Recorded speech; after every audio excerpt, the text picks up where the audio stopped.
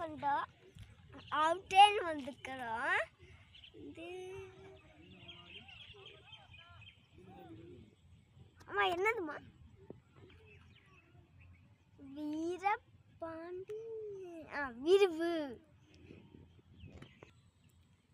Sorry Veerapandi விரிவு இல்லை, வீரபாண்டி வாயில ஒரு பேருனாலேங்க ஃப்ரெண்ட்ஸ்.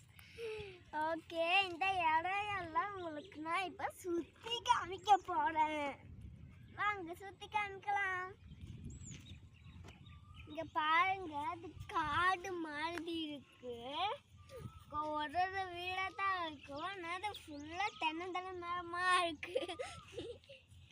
வாங்க, இதுதான் தோட்டம். தோட்டம்னா உங்களுக்கே புரியும், நிறைய புல்லுக்கல் செடிகள் எல்லாம் அப்படி வளரும்ல.